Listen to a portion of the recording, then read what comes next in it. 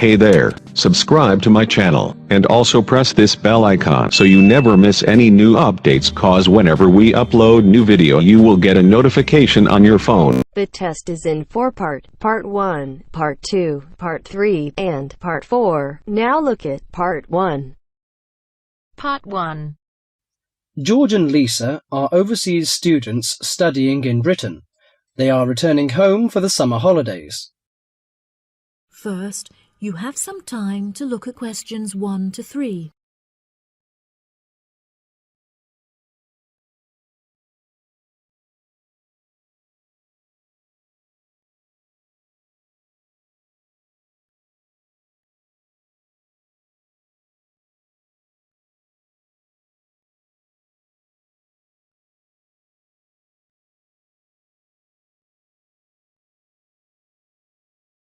That'll be $23. Right, there's your change.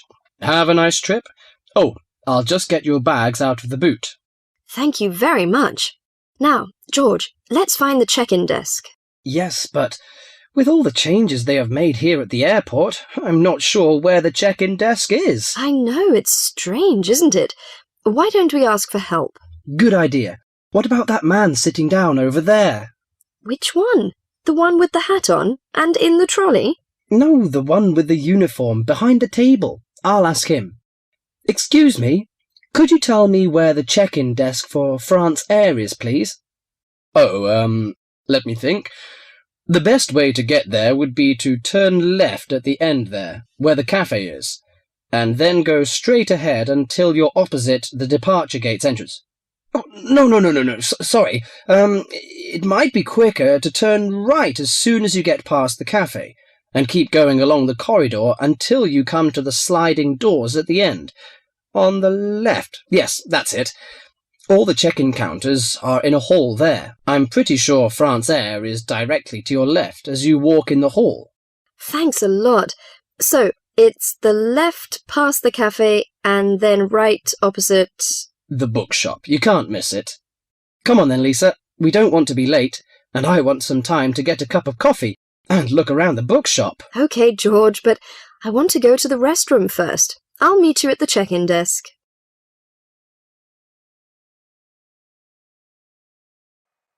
Before you hear the rest of the conversation, you have some time to look at questions 4 to 10.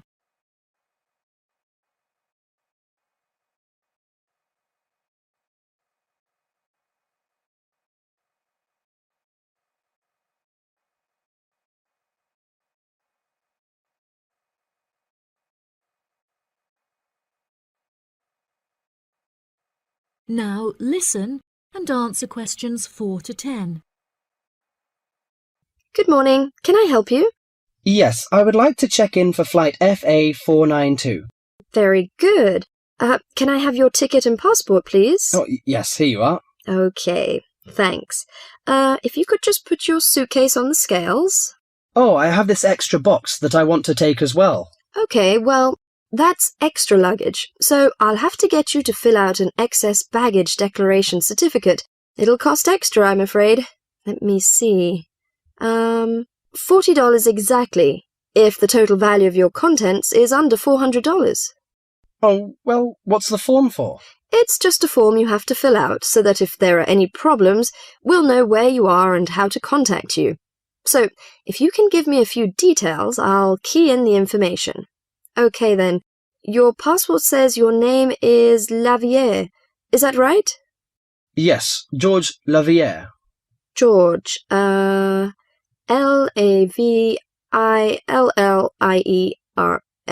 Good. Now, nationality. French? No, wait a minute. It's a Swiss passport. Well, yes, I live in France, but I was born in Switzerland. Swiss. Very good. Flight number FA492. Destination is... Paris. Are you connecting with any other flight in Paris, or will you be staying there? I'm spending my vacation in Paris. Well, Sèvres, just outside Paris. Okay. So what's the phone number there? Let me think. The country code for France is 33, and the number is 198614537. Right, so that's 331-9861-4537. Yes, that's it. And can you tell me briefly what you have in the box? Well, there are some books, just university textbooks from last semester, some clothes, and, my computer disks. Okay, thank you. And what would be the approximate value of the contents? Quite a bit, actually. About $150. That's all. There's your receipt for the box, your passport and ticket, and here is your boarding pass. Gate 7. You can board the plane in about 35 minutes. Have a nice flight. That is the end of part 1. You now have half a minute to check your answers.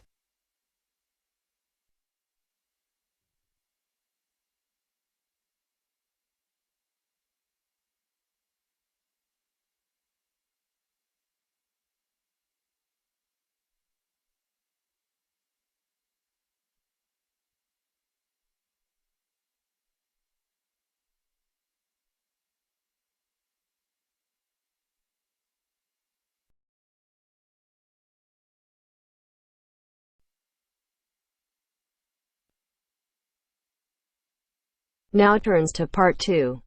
Part 2. This morning we are going to look at the issue of cloning. I'd like to begin by looking at some examples of animals that have been cloned before moving on to looking at how cloning is defined. First, look at questions 11 to 13.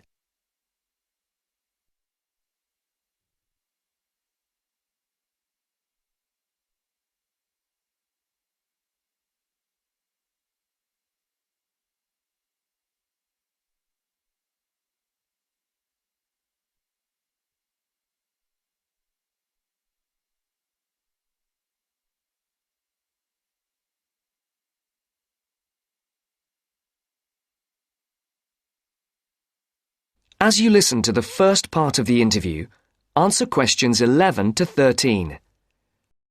Good morning and welcome to this series of lectures on man interfering with nature. This morning we are going to look at the issue of cloning. I'd like to begin by looking at some examples of animals that have been cloned before moving on to looking at how cloning is defined. The first example I'd like to talk about is Idaho Gem, who was the very first mule to be cloned. Mules are a combination of horse and donkey. Idaho Gem is an identical copy of his brother Taz, who is a racing champion. Thus, we can make the conclusion here that he was cloned to follow in his brother's footsteps. The next example I'd like to refer to is Cece, which stands for copycat. Like her name suggests, she was the first cloned kitten. Interestingly, Cece was created in a laboratory in the state of Texas by the very same scientists who made Dolly the sheep in Scotland. Cece is physically identical to her mother Rainbow, and what is important about this is that it has opened the doors for people to clone their pets in the future. Now, the last animal example I'd like to look at today is the pig. In 2001, 5 piglets were born, all female. They were created by a firm who claimed that their birth is an important step for medicine. The idea is that pig organs and cells could be used in human transplants because the pigs have been cloned without a certain cell. This cell is a vital link because it is the one in human beings that is responsible for making the body reject donor organs.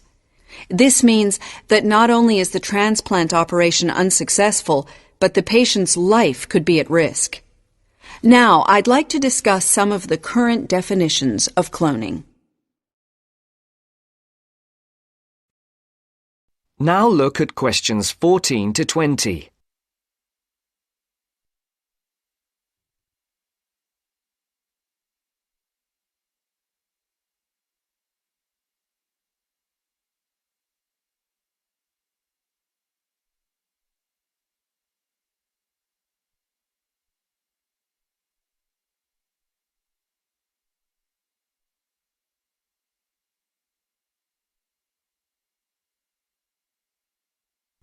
One kind of cloning, the kind commonly found in plants, occurs when plants reproduce themselves around the original plants, known as the parent plants. New plants can then grow. This is quite a natural process by which plants can form more of the same type of plant. Though you may not be aware of it, another type of cloning happens quite naturally in your body when old cells need to be replaced. Cells in your body split into two and make new chromosomes, and it is the chromosomes that contain our genes. Embryo splitting is another form of cloning, which can happen quite naturally when cells split to form two identical twins. You may then be asking yourself what all the fuss is about, if cloning does in fact happen naturally because sometimes man can interfere with nature and it can work. Take embryo splitting as an example. Now, this type of cloning is quite common in farming, and it is used to breed new bulls and cows. Embryos are placed into foster mother cows, and these then grow into calves. And though some may consider this to be artificial, it has been going on for the last 10 years with relatively few problems. Now, the last type of cloning I'd like to mention is perhaps the most controversial. This type of cloning is called nuclear transfer, and it is when the nucleus of a cell is put into an egg of another animal that is genetically the same. This is done in a laboratory, and after about 5 or 6 days, the embryo is implanted into a donor mother, which is how Dolly the sheep was made.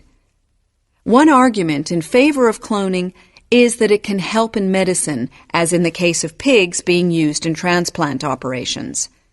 It is true that many people can wait for up to a year for a new kidney, and then still run the risk of their bodies rejecting the donor kidney.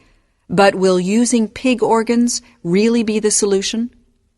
To answer this question, I'd like to take a look at some responses to the whole idea of using pig organs in humans.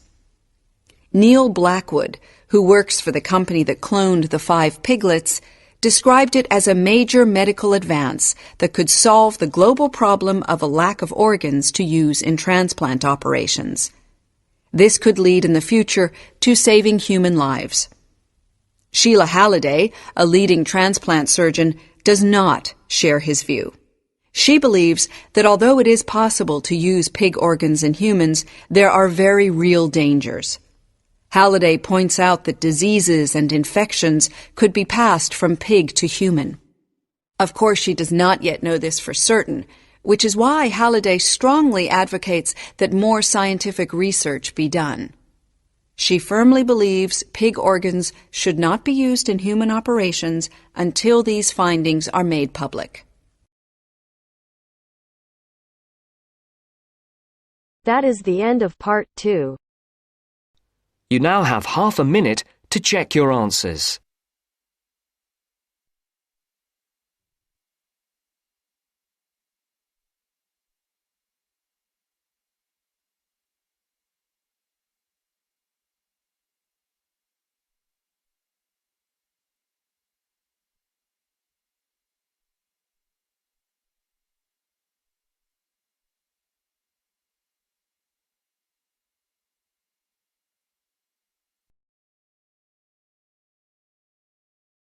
Now turns to part 3.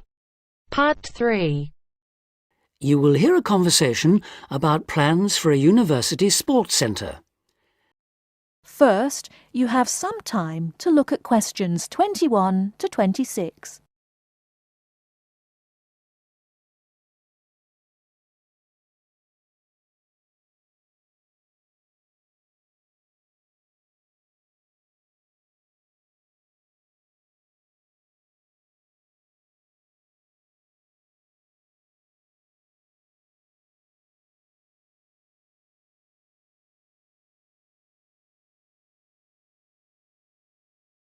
Now listen carefully and answer questions 21 to 26. Before we go on to look at specific sports, let's think for a moment about the non-sports facilities we really need here. Things like better changing rooms and showers. Yes. If this really is going to be a state-of-the-art building, it'll need to have high-tech amenities, but also places for people to chill out after all the exercise they've been doing. Somewhere they can meet up for a drink or whatever afterwards is essential in a place like this. But what else? How about a sauna? Those who use them say it's the perfect way to relax after you've trained. The trouble is, though, that there's a debate going on about how safe they are. Some say it's risky to be exposed to all that heat before or after strenuous exercise, which of course is exactly when people in sports centres want to use them. There have also been problems with people overusing them to sweat off weight. So, to avoid any possible dangers, I don't think I'd include them on my list. Talking of dangers, I wonder whether we ought to have some sort of facility where minor injuries like cuts and bruises and sprains can be treated. Maybe. It would seem to make sense with all the mishaps that are bound to occur when you have so many people running and jumping about and so on. Ah, hold on though. Isn't the new medical centre going to be built right opposite?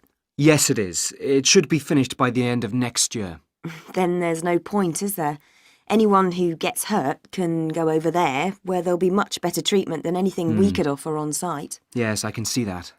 What we should provide, though, is a facility with full-time physiotherapists for everybody on the campus, that is. As well as treating people, they could work on prevention of things like muscle tears and strains. Right. And something else the new place ought to have, also as a way of preventing injuries, is somewhere to test just how fit people are before they start lifting weights or running long distances and so on. Yes, I was going to suggest that. When I was at the Newport Centre, they put me on a static bike to check out my cardiovascular system. Then they worked out how much body fat I had. All of it valuable information telling you exactly what shape you're in. Another thing I've heard some universities do, especially some of the newer ones, is provide rooms and equipment for lectures to take place actually inside their sports centres. How do you feel about that? Well, as it happens, I've got first-hand experience of that too. We used to have some of our sports science lectures right next to the main sports hall, and I think it made what we were hearing about seem much more relevant to the real world. So, in that respect, I definitely think it's a good idea, yes. I can see that, though my own feeling is that we need to have more concrete reasons. The problem is that we won't have unlimited space, and somehow I don't think providing more lecture halls is going to be one of our priorities. So, I'd be against that one, I'm afraid. Anything else? Well, just that I agree about the need to have a place where people can go for a chat and maybe have a coffee or a bite to eat together. That was something I always thought was one of the strong points of the centre in London. It was a great place to find out about new activities from the people who actually did them.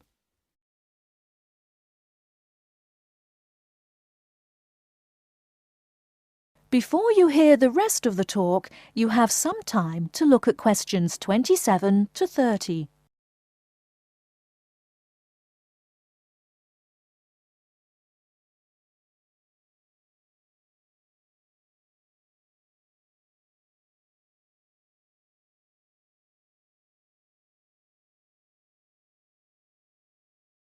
Now listen and answer questions 27 to 30. So what about the main sports facilities themselves? What do we need? Well, we don't need a rugby pitch because there's already one on the campus. The same's true of table tennis, really. Most of the halls of residence for students have their own tables, so there's no point in using precious space here for any more. Agreed. Something none of them have, though, is any sort of pool. A lot of students have complained about this, saying they have to take a bus downtown if they want to go for a swim. Yes, that's definitely one for this place. Perhaps a jacuzzi too. That would be nice, wouldn't it? It would. Perhaps next to the squash courts, just down there to the right. They are very popular, by the way. I think we should have a couple more here, don't you? Absolutely. And another sport that's been growing in popularity is volleyball, especially since we did so well at the last Olympics. Don't you mean basketball? Yes, I do, sorry. Anyway, the point is that there is a court in the old gym next to the Students' Union building, but it always seems to be fully booked up, even though it's not very good. And there's nowhere else on campus to play. OK, let's have one of those too. How much space have we got left, by the way? That is the end of part 3. You now have half a minute to check your answers.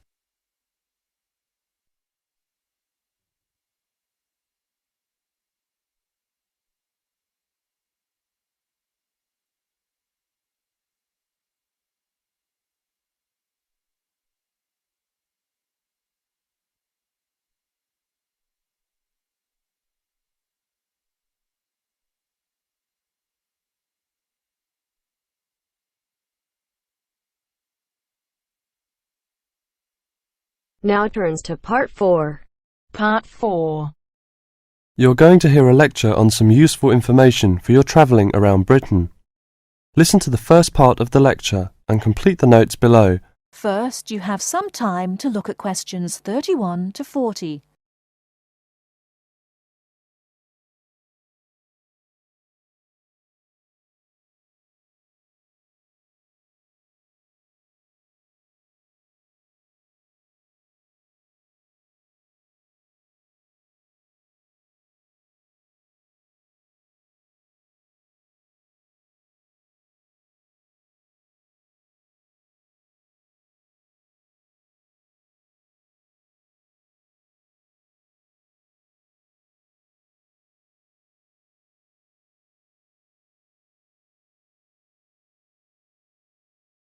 Now listen carefully and answer questions 31 to 40.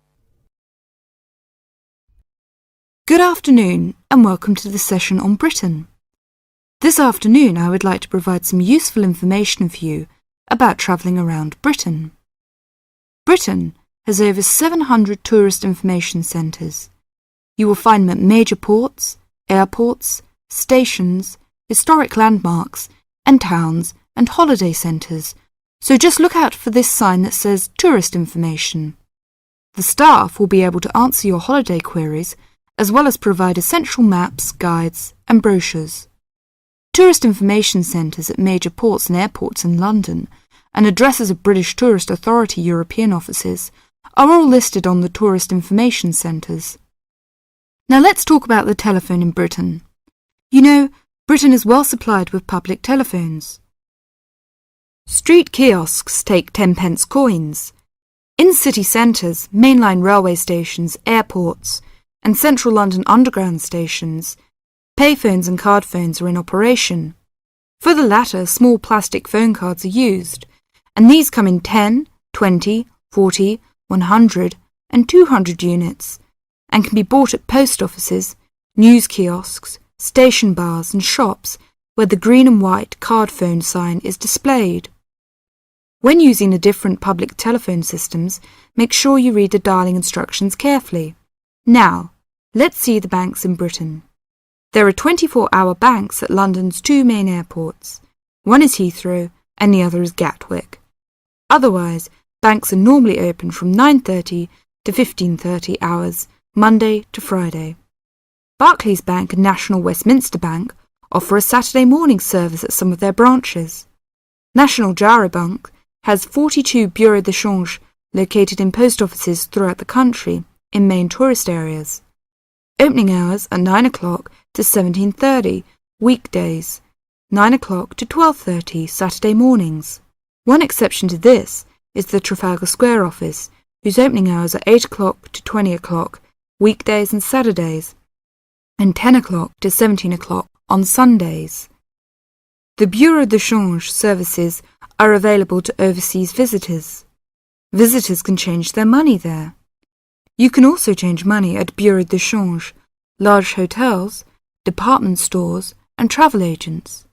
Be sure to check in advance the rate of exchange and the commission charged, as these vary considerably.